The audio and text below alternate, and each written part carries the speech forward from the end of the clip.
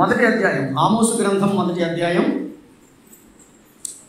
3వ వచనం చదువుతున్నాను. 3వ వచనం, యెహోవా సెలవిచ్చినదేమనగా, దమస్కు 3-4 సార్లు చేసిన దోషమును బట్టి నేను తప్పకుండా దానిని శిక్షించును. ఏలయనగా దాని జనులు పంట దొల్లగొట్టు ఇనుప పనిముట్లతో గిలాదును నూర్చి. ఇచ్చిన ప్రార్థన. ప్రేమ కలిగిన మా తండ్రి, వందనాలు, స్తోత్రాలు. ఇంతవరకు మీరు కృపనిచ్చారు. కొన్ని సంగతులు లేఖనాల నుంచి, ఆమోసు గ్రంథం నుంచి మీరు మాకు నేర్పించి మహిమ పొందమని యేసుక్రీస్తు వారి నామములో ప్రార్థించి వేడుచున్నాము తండ్రి, ఆమేన్. ఆమోసు గ్రంథంలో మనం మొదటి భాగం విన్నాం. ఆమోసును గురించినటువంటి ఒక 5 సంగతులు మనం ధ్యానం చేసాం. ఇక ఆమోసు గ్రంథం మొదటి 2 అధ్యాయాలు విషయానికి వస్తే, ఆమోసు గ్రంథం మొదటి 2 అధ్యాయాల విషయానికి వస్తే 8 దేశాలను గూర్చినటువంటి తీర్పులు వ్రాయబడ్డాయి. 8 దేశాలను గూర్చిన తీర్పులు వ్రాయబడ్డాయి. ఒకటి 3వ వచనములో దమస్కును గూర్చిన తీర్పు, 6వ వచనములో గాజాను గూర్చిన తీర్పు, 9వ వచనములో తూరును గూర్చిన తీర్పు, 11వ వచనములో ఎదోమును గూర్చిన తీర్పు, 13వ వచనములో అమ్మోనీయులను గూర్చిన తీర్పు, 2వ అధ్యాయం 1వ వచనములో మోయాబును గూర్చిన తీర్పు, 2వ అధ్యాయం 4వ వచనములో యోదాను గూర్చిన తీర్పు, 2వ అధ్యాయం 6వ వచనములో ఇశ్రాయేలును గూర్చిన తీర్పు. కాబట్టి మీకు ఇందులో 8 దేశాలను గూర్చిన తీర్పులు వ్రాయబడ్డాయి. ఇందులో మనము నేర్చుకునే పాఠం ఏమిటి అంటే, 4 మాటలు రిపీటెడ్గా వ్రాయబడ్డాయి. 4 మాటలు సారి వ్రాయబడ్డాయి. అందులో ఒకటి, యెహోవా సెలవిచ్చినదేమనగా. అది 8 వచనాల్లోనూ కనిపిస్తుంది. అంటే మొదటి అధ్యాయం 3వ వచనంలో, 6వ వచనంలో, 9వ వచనంలో, 11వ వచనంలో, 13లో, 2వ అధ్యాయం 1లో, 4లో, 6లో 8 సార్లు కూడా యెహోవా సెలవిచ్చినది ఏమనగా. ఈ మాటలు ఎవరి? దేవుని మాటలు, మన మాటలు కాదు. ఎవరో ఒక వ్యక్తి మాట్లాడితే మాటలు మాత్రం కాదు. యెహోవా సెలవిచ్చినది ఏమనగా అనే మాట 8 సార్లు రిపీటెడ్గా వ్రాయబడింది. తర్వాత రెండవది ఏంటంటే, అదే 8 సార్లు 3-4 సార్లు చేసిన దోషము అనే మాట వ్రాయబడింది. అదే 8 సార్లు 3-4 సార్లు చేసిన దోషము అనే మాట వ్రాయబడింది. తర్వాత 3వ మాట ఏంటంటే, అగ్ని వేసెదను అనే మాట. 3వ మాట ఏంటి? అగ్ని వేసెదను. మొదటి అధ్యాయం 4వ వచనములో, మొదటి అధ్యాయం 7వ వచనములో, మొదటి అధ్యాయం 10వ వచనములో, మొదటి అధ్యాయం 14లో, 2:2-2:5 ఏమన్నాడు? అగ్ని వేసెదను. ఏం వేస్తాను? అగ్ని వేస్తాను. ఇప్పుడు 3 మాటలు రిపీటెడ్గా వచ్చాయి. ఒకటి, యెహోవా సెలవిచ్చినది ఏమనగా అనే మాట. రెండవది 3-4 సార్లు చేసిన దోషము అనే మాట. మూడవది అగ్ని వేసెదను. ఏం వేస్తాను? అగ్ని వేస్తాను. 4వ మాట ఏంటంటే, నగరులను దహించి వేయుదును. నగరులను దహించి వేయుదును. ఇది మళ్ళీ 1:4లో, 1:7లో, 10లో, 14లో, 2వ అధ్యాయం 2లో, 2వ అధ్యాయం 5వ వచనంలో రాయబడింది. నగరులను దహించి వేస్తాను. ఈ 4 మాటలు రిపీటెడ్గా వచ్చాయి. ఇందులో మనం నేర్చుకునే మాట ఏమిటి అంటే, దైవ గ్రంథంలో అక్కడక్కడ 1, 2, 3, 4 అని కొన్ని పదాలు వ్రాయబడ్డాయి. ఇక్కడ ఏం చెప్పాడు ఏమండి? 3-4 సార్లు చేసిన పాపం. ఎన్నిసార్లు అక్క? యోబు గ్రంథానికి రండి, 33వ అధ్యాయం. యోబు గ్రంథం 33వ అధ్యాయం 14వ వచనం. యోబు గ్రంథం 33వ అధ్యాయం 14వ వచనంలో ఏమని వ్రాయబడిందంటే, దేవుడు ఒక్క మారి పలుకును, 2 మారులు పలుకును. విన్నారా? 1 మారు 2 మారు, 1 మారు 2 మారు. 29-30 వచనాలు కూడా. ఆలోచించుము, నరులకుండు వెలుగు చేత, సజీవులకుండు వెలుగు చేత వెలిగింపబడినట్లు కోపములో నుండి వారిని మరలా రప్పింపవలనని మానవుల కొరకు 2 సార్లు 3 సార్లు ఈ క్రియలన్నింటినీ దేవుడు చేయవాడు. 2 సార్లు 3 సార్లు. మొదటి భాగంలో యోబు గ్రంథం 33:14 ఒకసారి 2 సార్లు అన్నాడు.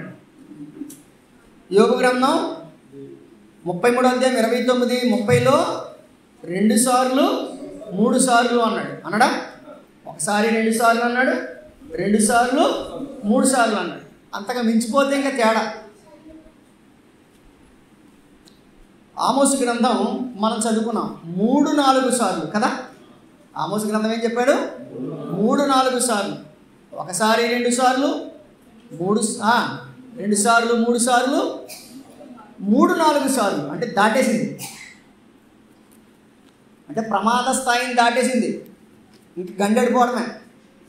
అర్థమవుతుందా? 1వ ప్రమాద హెచ్చరిక, 2వ ప్రమాద హెచ్చరిక, 3వ ప్రమాద హెచ్చరిక దాటేస్తే ఇంకా గండిపడిపోయింది. అంతే, గండెడిపోయింది, ఊళ్ళన్నీ ముంచేసింది. కాబట్టి ఇక్కడ 3-4 సార్లు అని వ్రాయబడింది. సామెతల గ్రంథంలో కూడా యెహోవాకు హేయమైనవి కలవు అని ఓ మాటలు చెప్పాడు. చూడండి, సామెతల గ్రంథం 6వ అధ్యాయం 16వ వచనం. సామెతల గ్రంథం 6వ అధ్యాయం 16వ వచనం. యెహోవాకు అసహ్యమైనవి 6 గలదు, 7 గలదు. ఇక్కడ 6, 7 చెప్పాడు. ఏం చెప్పాడు ఇక్కడ? 6, 7. యెహోవాకు అసహ్యమైనవి 6 గలవు, 7 కలవు, 7 హేయములు అన్నాడు. మీకా గ్రంథం 5వ అధ్యాయం. ఇవి జస్ట్ మీరు చదువుకుంటారని చెప్తున్నాను అంతే. ఇందులో కూడా పాఠం ఉంది, మీరు నేర్చుకుంటారు. మీకా గ్రంథం 5వ అధ్యాయం 5వ వచనం. ఆయన సమాధానమునకు కారకుడగును. అష్షూరు మన దేశములో చొరబడి మన నగరులో ప్రవేశింపగా వారిని ఎదిరించుటకు మేము 7 గొర్రెల కాపురలము 80 ప్రధానులను 7 80 అన్నాడు. కాబట్టి ఇవన్నీ పక్క పక్కన పదాలు చెప్పాడు. 1 2 2 3 3 4 కదా, 5 6 7 8 అనే మాటలు చెప్పాడు. ఇవన్నీ ఒక్కొక్కటి ఒక్కొక్క పాఠం. మీరు ధ్యానం చేసుకోండి. ఇది సమయం కాదు కనుక ఆ మాటలు చెప్తున్నాను.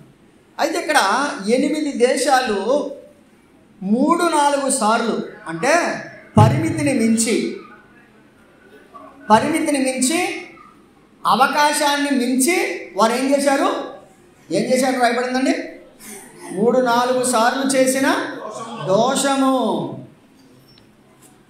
అయితే ఇప్పుడు ఈ 8కి కూర్చున్నటువంటి ఒక్కొక్క మాట మనం నేర్చుకోవాలి.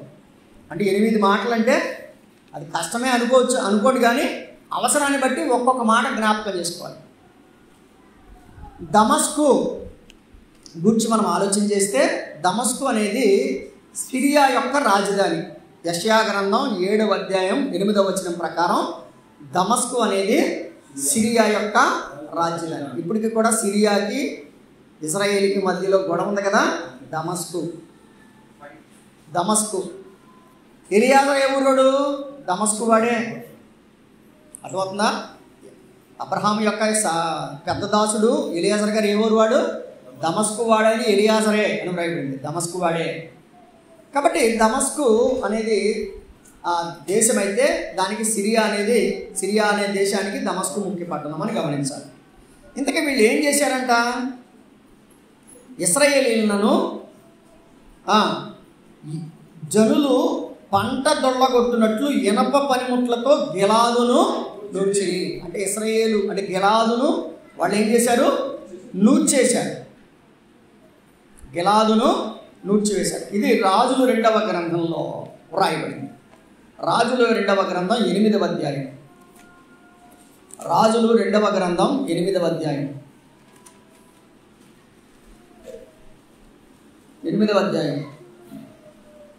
ఇక్కడ 7వ వచనంలో సిరియా రాజు అయిన బెన్హదదు అనేవాడు రోగి అయి ఉన్నాడు. 8వ అధ్యాయం 7వ వచనంలో ఎలీషా దమస్కునకు వచ్చాను. ఆ కాలమున సిరియా రాజు అయిన బెన్హదదు రోగి అయ్యిండి దైవజనుడైన అతడు ఇక్కడికి వచ్చి ఉన్నాడని తెలుసుకుని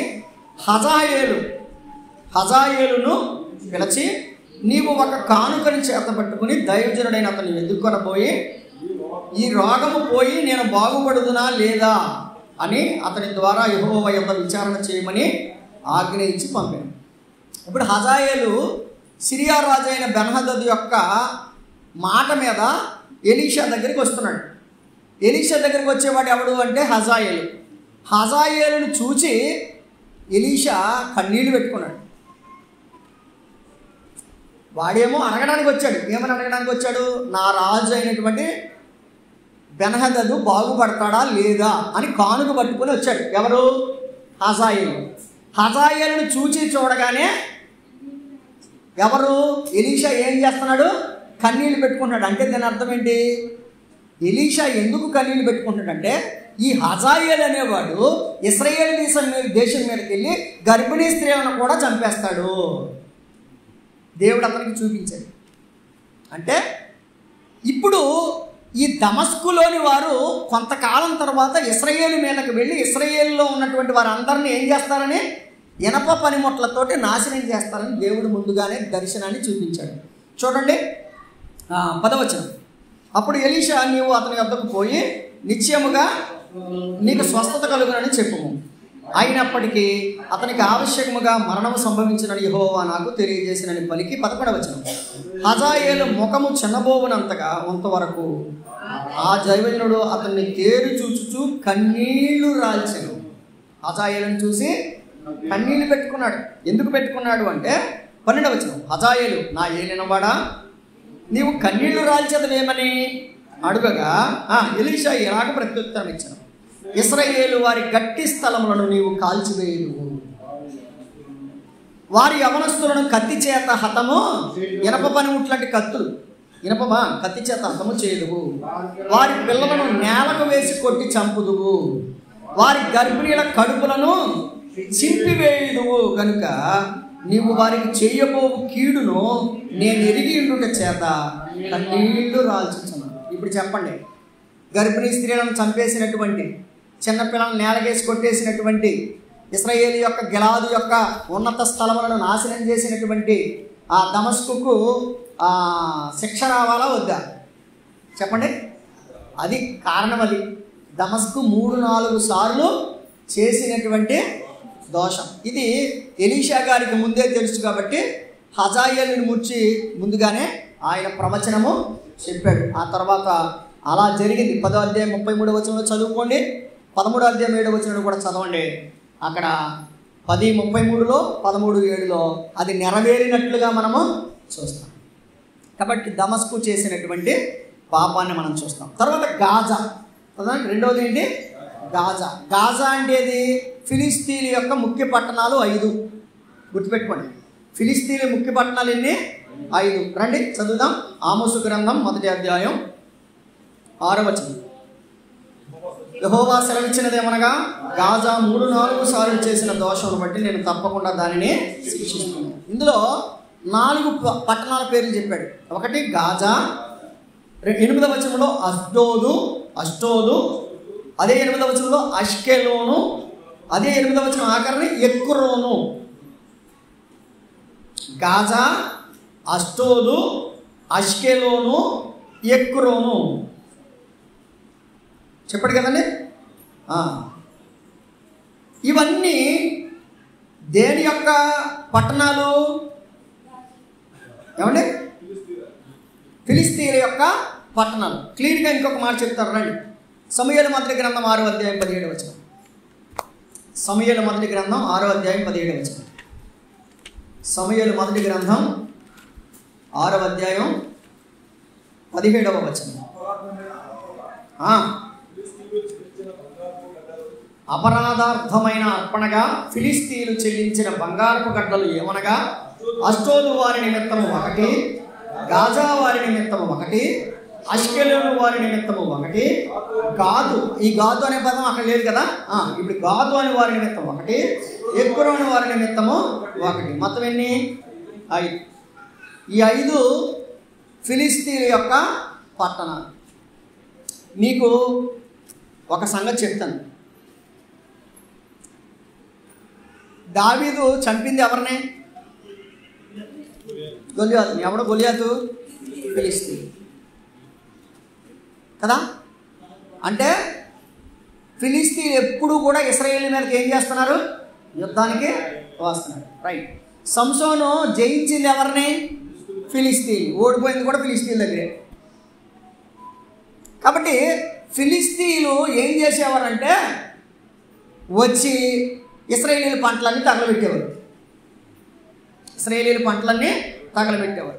ఫిలిస్తీన్లు వచ్చి ఇశ్రాయేలీని భయపెట్టేవారు. అరే రండిరా, దమ్ముంటే చూసుకుందాం, మీలో ఎవడైనా రావచ్చు, నన్ను జయించేవాడు ఎవడైనా రావచ్చు అని గొలియాతు ఒకడు. ఫిలిస్తీన్ల సర్దారులందరూ కూడా ఇశ్రాయేలీల మీద పడి చివరికి సమూయేలు చిన్నవాడై ఉండగా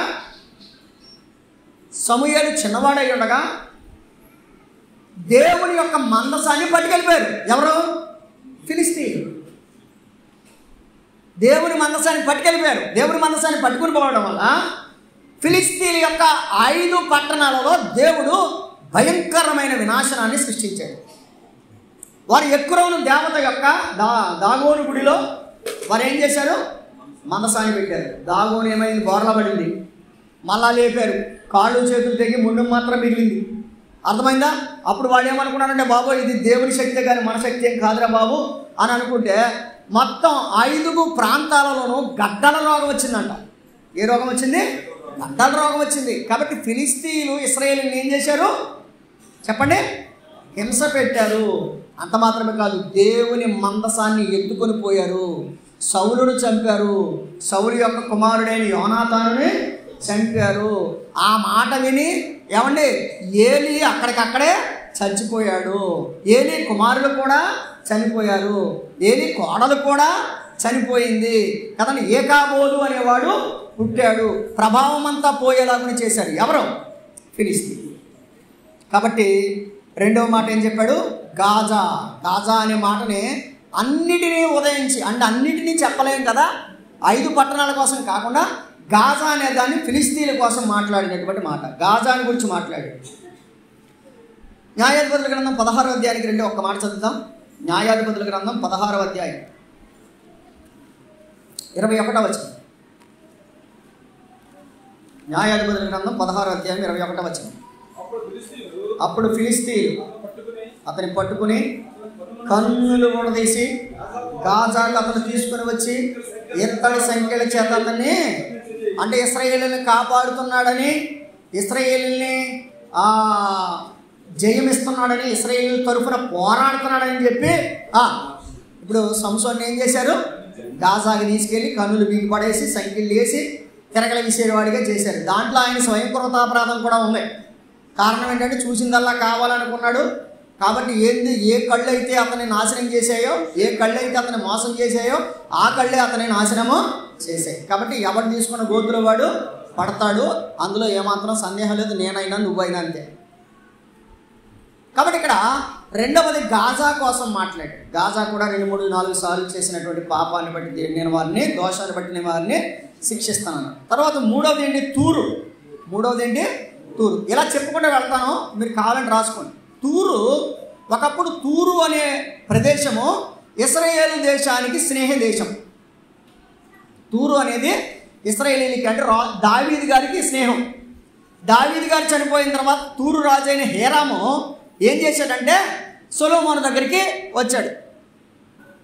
నీ తండ్రి దేవుడు గొప్పవాడు, నీ తండ్రి దేవుని నేను స్తుతిస్తున్నాను అని చెప్పినప్పుడు సొలొమోను తన మనసులో మాట చెప్పాడు. ఏమనంటే, అయ్యా అలా కాదు, మా నాన్నగారు ఉన్నప్పుడు కట్టించాలనుకున్న మందిరాన్ని ఇప్పుడు ఆ భారం నా మీద ఉంది, నేను మందిరం కట్టించాలనుకుంటున్నాను. అయితే నీ పనివారు రాణులు నలకడంలో గొప్పవారు నాకు తెలుసు, కాబట్టి దేవదారు రాణులు కావాలి. దేవదారు మానులు కావాలంటే నువ్వే దానికి యోగ్యుడివి, కాబట్టి నువ్వు నాకు దేవదారు మానులు సప్లై చేయాలి అన్నాడు. ఎవరిని? హీరామ్ని. హీరామ్ అన్నాడు, ఓకే దాని ఏముంది, దేవుడి పనిలో నీతో పాటు నేను కూడా పాలు పొందుతాను, ఏం ప్రాబ్లం లేదు. నేను మానులు నీకు ఇచ్చినప్పుడు నువ్వు నాకు గోధుమ పిండి, నూనె అది నాకు ఇస్తే బాగుంటుంది, కాబట్టి పనివారికి కావాల్సిన ఆహార పదార్థాలు నువ్వు ఇవ్వాలి అన్నాడు. ఇద్దరి మధ్య ఒడంబడిక జరిగింది.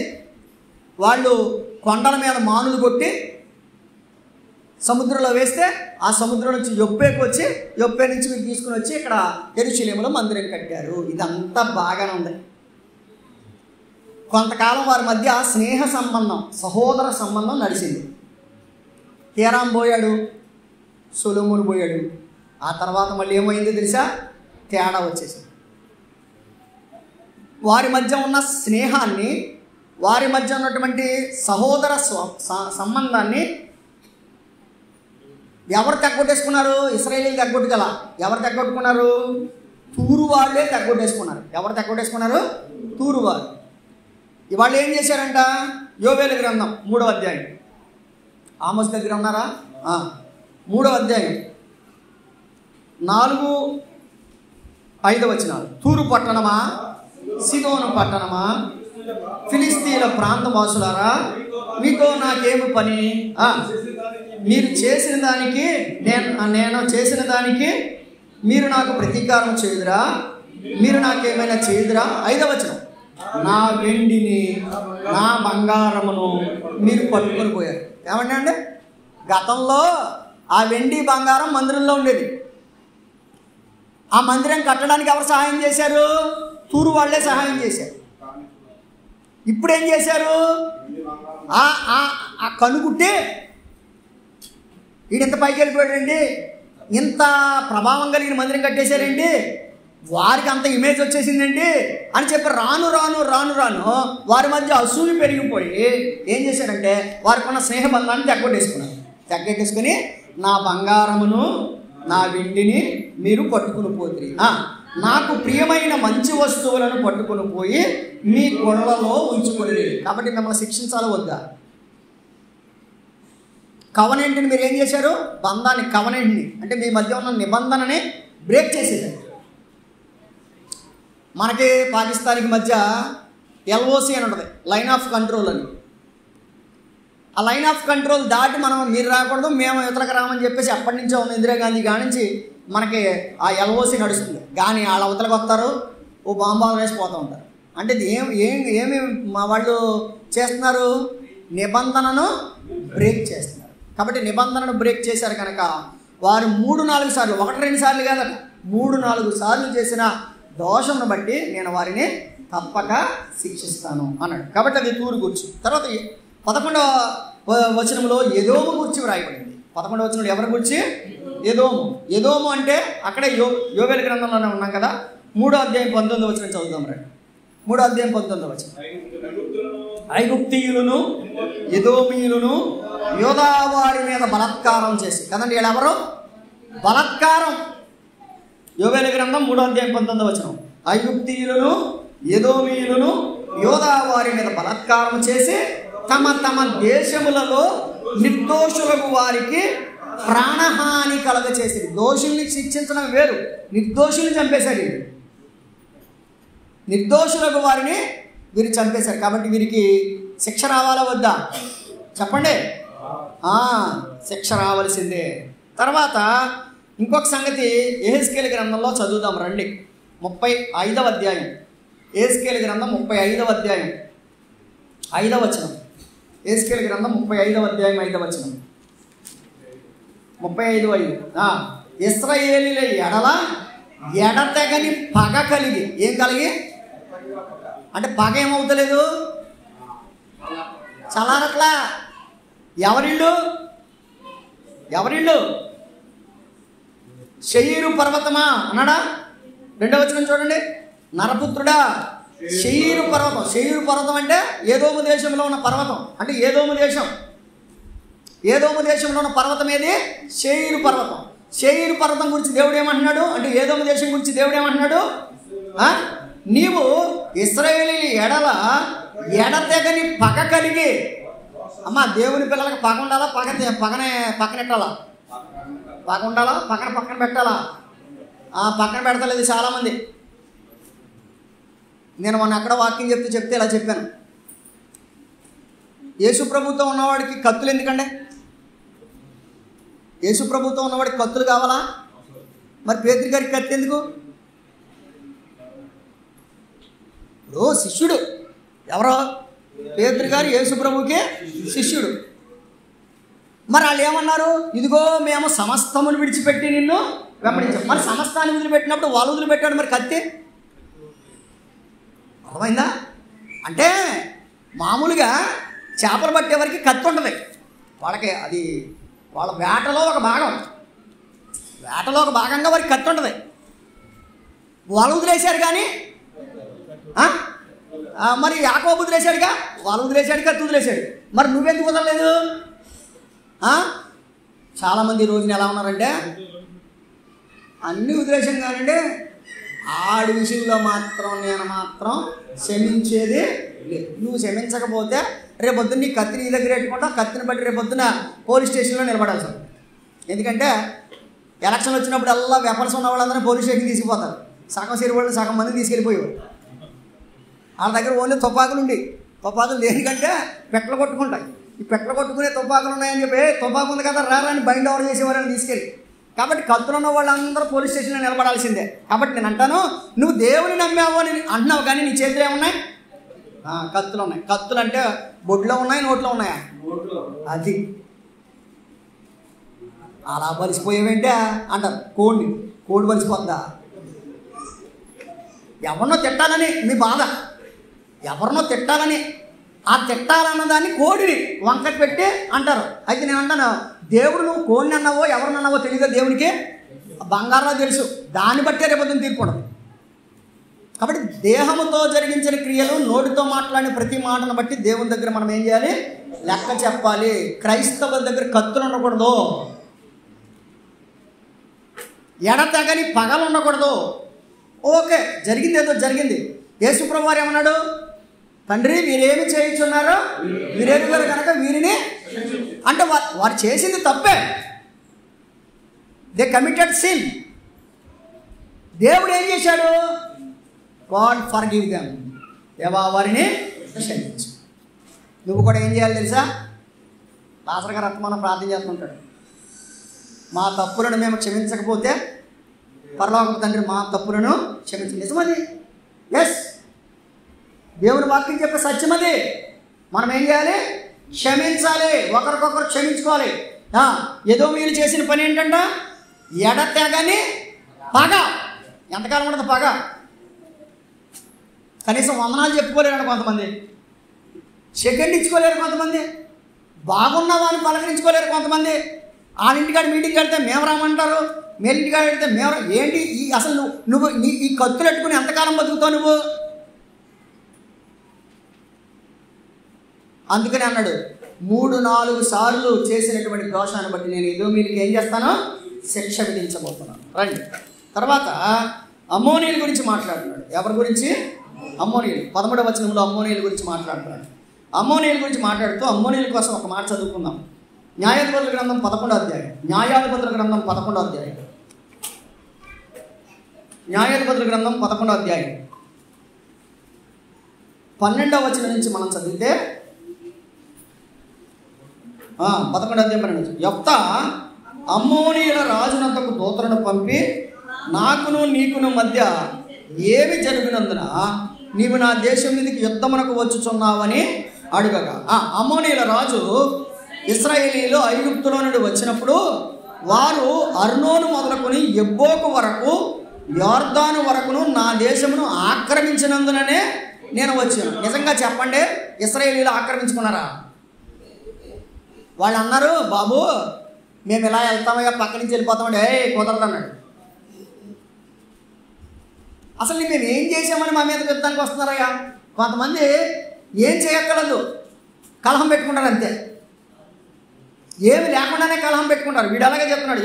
యెఫ్తా ఇశ్రాయేలీయుల పక్షంగా అమ్మోనీయుల రాజుకి ఒక మెసేజ్ పెట్టాడు, పంపించాడు. ఏమనంటే, నాకును నీకు మధ్య ఏమి జరిగినందున నీవు నా దేశం మీదకి యుద్ధానికి వస్తున్నావు అని అంటే, లేదు మీరు ఐగుప్తు నుంచి వచ్చేటప్పుడు ఆ మూల నుంచి ఈ మూల వరకు మమ్మల్ని మీరు ఆక్రమించేసుకున్నారు అని చెప్పేసి అన్నాడు. 14వ వచనం. అంతటా యెఫ్తా మరలా అమ్మోనీయుల రాజునంతకు దూతను పంపి ఇట్లనను, యెఫ్తా సెలవిచ్చినదేమనగా, ఇశ్రాయేలీయులు మోయాబు దేశమునైనను అమ్మోనీయుల దేశమునైనను ఆక్రమించుకొనలేదు.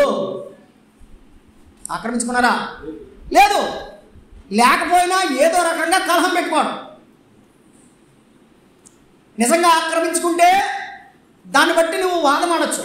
అసలు మేము ఆక్రమించుకోలేదే. అయితే 17వ వచనం, అప్పుడు ఇశ్రాయేలీయులు ఎదోము రాజులతో దూతలను పంపి నీ దేశము గుండా పోవుటకు దయచేసి నాకు సెలవిమ్మని అడగగా ఎదోము రాజు ఒప్పుకోలేదు. ఈ సంగతులన్నీ మీరు వినండి. అంటే ఇప్పుడు అమ్మోనీయుల గురించి మీకు ఏమర్థమవుతుంది? లేనిపోని నేరాన్ని ఇశ్రాయేలీయుల మీద మోపి యుద్ధానికి బయలుదేరారు. అది మీరు 28వ వచనం వరకు చదువుకోవచ్చు, 28 వరకు చదువుకోవచ్చు. చదువుకొని అక్కడ ఉన్న విషయాలు అర్థం చేసుకోండి. కాబట్టి అమ్మోనీయులు ఏంటంటే లేని నేరాన్ని ఇశ్రాయేలీయుల మీద మోపి ఇశ్రాయేలీయుల మీద కాలు ఊపి ఇశ్రాయేలీయుల మీదకి యుద్ధానికి వస్తున్నారు. కాబట్టి 3-4 సార్లు చేసిన దోషాన్ని బట్టి నేను శిక్షించక మానను అన్నాడు. తర్వాత మోయాబు గురించి చెప్పాడు కదా. తర్వాత ఎవరు? మోయాబే కదా. యెషయా గ్రంథానికి రండి, 16వ అధ్యాయం. యెషయా గ్రంథం 16వ అధ్యాయం. యెషయా గ్రంథం 16వ అధ్యాయం 7వ వచనం చదవండి. కావున మోయాబీయులు మోయాబును గురించి అంగలార్చుదురు, అందరూ అంగలార్చుదురు. కేవలము పాడయున్న నా కీర్హరెషతు ద్రాక్ష పండ్ల అడలు దొరకక మీరు మూలుగుదురు అని చెప్పి మీరు గమనించినట్లయితే మోయాబు దేశం గురించినటువంటి సంగతులు ఇందులో వ్రాయబడ్డాయి.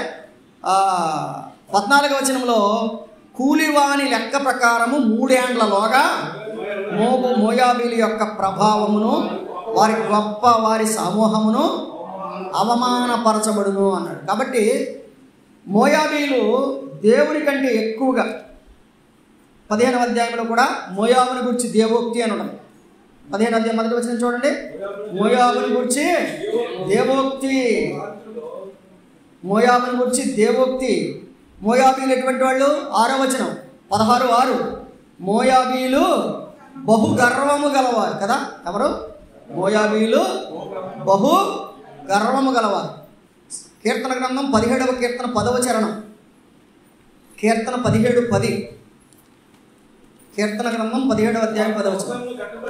వారు తమ హృదయములను కట్టుపరుచుకున్నారు, వారి నోరు గర్వముగా, అది వారి గర్వం, మోయాబీల యొక్క గర్వం. కాబట్టి మోయాబీలను ఏం చేస్తానంటున్నాడు ఆయన? శిక్షిస్తాను. ఇక్కడికి ఇవన్నీ కూడా అన్య దేశాలండి. ఇది ఈ 6 కూడా అంటే దమస్కు, గాజా, తూరు, ఎదోము, అమ్మోనీయులు, మోయాబీలు. ఇక దేవుని ప్రజలు యోదావారు, ఇశ్రాయేలు వారు. యోదావారు ఏం చేశారంట? 2వ అధ్యాయం 4వ వచనం. యెహోవా సెలవిచ్చినదేమనగా యోదా 3-4 సార్లు తప్పకుండా వారిని శిక్షిస్తాను. ఇంతకే యోదావారు చేసినటువంటి పాపం ఏంటో చెప్తున్నాడు చూడండి 4వ వచనములో. ఏమనగా వారు తమ పితరులను అనుసరించినట్టు. కాబట్టి సత్యాన్ని కాకుండా అబద్ధాలు నమ్ముతున్నారంట. ఎవరు? యోదావారు అబద్ధాలు చేపట్టారు. 2 మోసపోయారు. 3 ధర్మశాస్త్రాన్ని విసర్జించారు. తర్వాత ఆయన విధులను గైకొనకపోయారు. 1 వారు అబద్ధాలు చేపట్టారు, మోసపోయారు, ధర్మశాస్త్రాన్ని విసర్జించారు, ఆయన విధులను గైకొనకపోయారు కనుక వారి మీద నేను అగ్నివేయ వస్తున్నాను. మరి ఇశ్రాయేలీయులు ఎందుకన్నాడు? ఇశ్రాయేలు గురించి చూద్దాం రండి. 6వ వచనం. యెహోవా సెలవిచ్చినదేమనగా ఇశ్రాయేలు 3-4 సార్లు చేసిన దోషమును బట్టి నేను తప్పకుండా వారిని శిక్షించును. ఏమనగా ద్రవ్యముకై దాని జనులు నీతిమంతులను అన్నారంటే, అందుకే డబ్బులు కంట నీతిమంతులను అమ్మేశారంట. యోధా ఏం చేశాడు? ఏమన్నా చెప్పండి. యోధా ఏం చేశాడు? నీతిమంతుడైన యేసు ప్రభువుని దేనికి అమ్మేశాడు? డబ్బులు అమ్మేశాడు. అన్నలందరూ కలిసి యోసేపుని ఏం చేశారు? అమ్మేశారు. దేనికి? డబ్బులకైనా కదా. డబ్బు ఇస్తే ఓట్లు అమ్మేసుకుంటలేదా? చెప్పట్లేదండి. ఇప్పుడు వాళ్ళేమో మనుషులను అమ్మేశారు, ఇప్పుడు మనం దేన్ని అమ్మేసుకుంటున్నాం? ఓట్లు. ఆ ఓటుకి ఇచ్చిన డబ్బుల వల్ల నువ్వు కోట్లు సంపాదించుకుంటున్నావా, లేదంటే నీకు ఏమైనా వస్తుందా? దేశం నాశనం అయిపోతుంది. చూసుకోండి.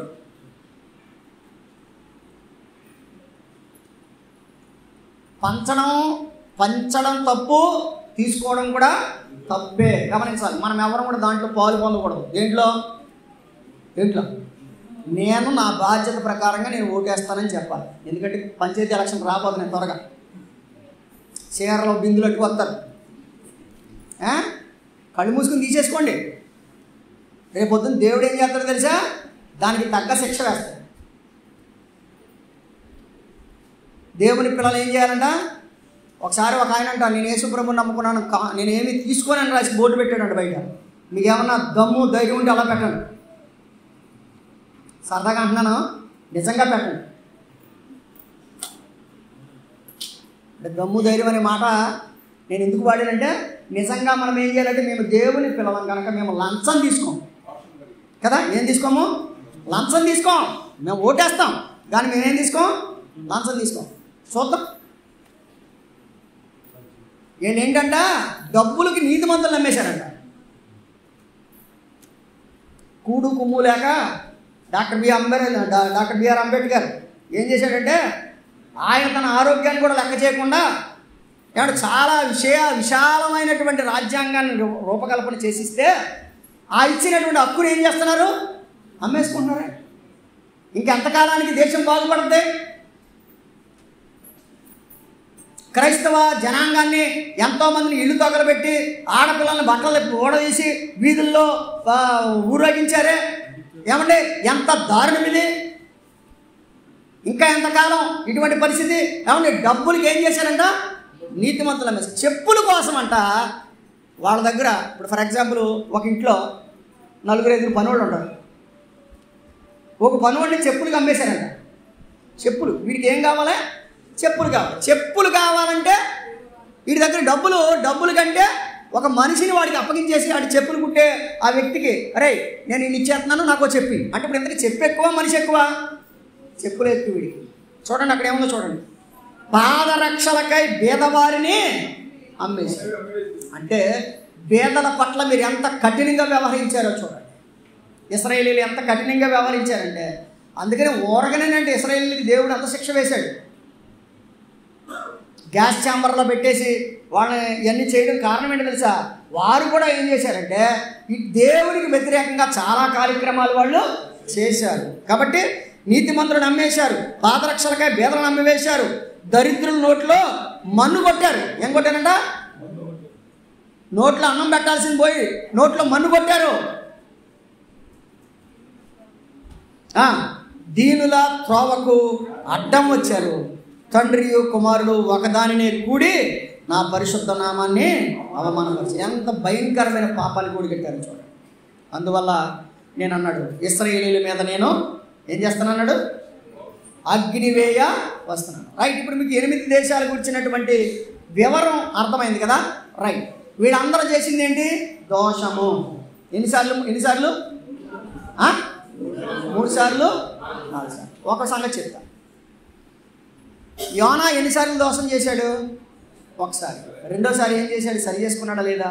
యోనా గ్రంథం 1వ అధ్యాయంలో తర్షీషుకు వెళ్ళమన్నాడు, నినివేకి వెళ్ళమన్నాడు. నినివేకి వెళ్ళమంటే ఏం చేశాడు? తర్షీషుకు వెళ్ళాడు. కానీ దేవుడు మరలా 3వ అధ్యాయంలో దేవుడు అవకాశం ఇస్తే ఎక్కడికి వెళ్ళాడు? నినివేకి వెళ్ళి దేవుని వాక్యాన్ని ప్రకటించాడు. అంటే ఒకసారి తప్పు చేసిన రెండవసారి అతను ఏమయ్యాడు? సర్దుకున్నాడు, సరి చేసుకున్నాడు. గమనించాలి, యోనా గ్రంథం 1వ అధ్యాయం 1-4 వచనాల్లోనేమో తప్పిపోయిన విధానం కనిపిస్తుంది. యోనా గ్రంథం 1వ అధ్యాయం 1-4 వచనాల్లో తప్పిపోయిన యోనా కనిపిస్తాడు. అదే 3వ అధ్యాయం 1-4 వచనాల్లో మరలా సరి చేసుకొని దేవుని యొక్క నామాన్ని ప్రకటించిన యోనా కనిపిస్తాడు. రైట్. ఇప్పుడు ఇంతకే ఎన్నిసార్లు తప్పు చేశాడంటారు? ఏమండే? ఒకసారా, 2 సార్లా, 3 సార్లా? ఒకటోసారి. సెపరేట్ అండి. ఒకసారే.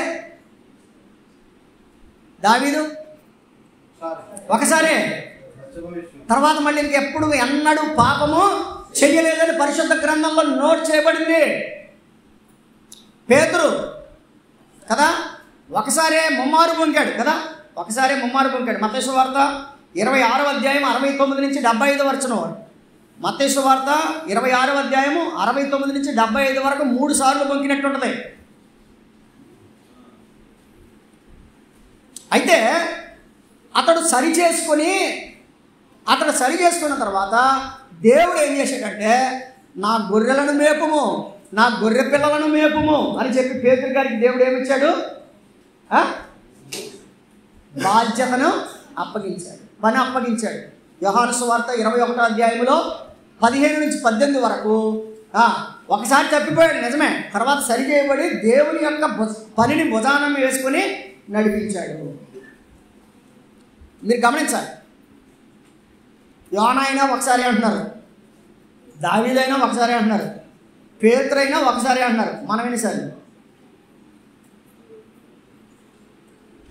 ఎరిగి ఎరిగినే చెడిపోతిని యేసుని గాయమురే ప్రీతిని, ఎరిగి ఎరిగినే చెడిపోతిని యేసుని గాయమురే ప్రీతిని.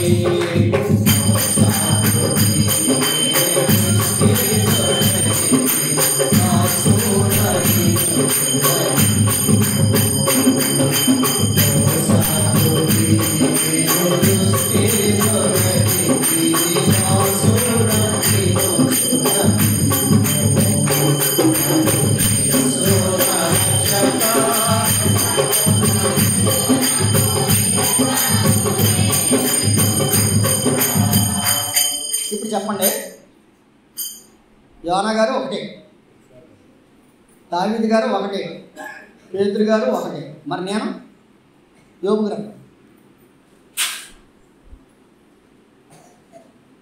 13వ అధ్యాయం, యోబు గ్రంథం 13వ అధ్యాయం 23వ వచనం.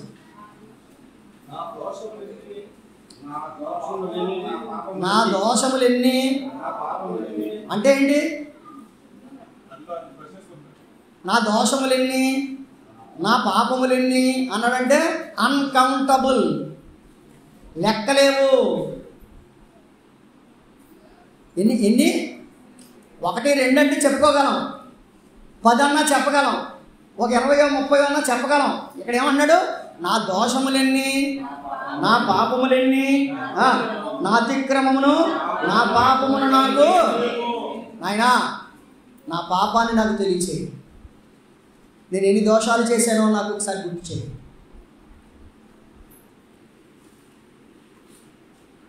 మూడు 4 సార్లు చేసిన దోషానికే శిక్ష ఉన్నప్పుడు నా దోషాలు ఎన్ని, నా పాపాలు ఎన్ని?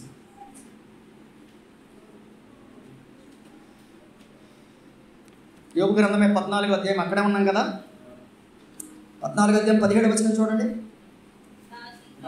నా అతిక్రమము సంచిలో ముద్రించబడి ఉన్నది, నేను చేసిన దోషము భద్రంగా. అంటే నా కౌంట్ ఎక్కడుంది అమ్మా? మన కౌంట్ ఎక్కడుంది? మన లాకర్లో ఉంది.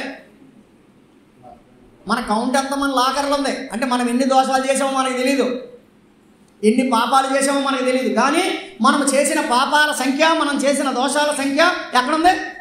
నీ దగ్గర సంచిలో ఉంది. ఆయన నా దోషాలు ఎన్ని, నా పాపాలు ఎన్ని చెప్పుతండి. ఎందుకంటే నేను చేసినవన్నీ నీ దగ్గర ఉన్నాయి, నేను చేసినవన్నీ నీ దగ్గర ఉన్నాయి.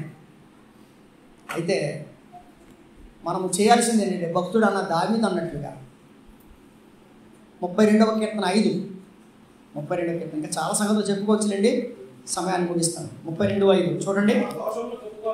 నా దోషమును కప్పుకొనక నీ ఎదుట నా పాపము, చాలు, నేనేం చేయట్లేదు నాయన, నా దోషాలు నువ్వు నాకు చెప్పు, నా దోషాలు ఎన్నో, నా పాపాలు ఎన్నో నాకు ఒకసారి గుర్తు చేయి. నేను అప్పుడు ఏం చేస్తాను? ఒప్పుకుంటాను, నా దోషాన్ని నేను కప్పుకోను. 51వ కీర్తన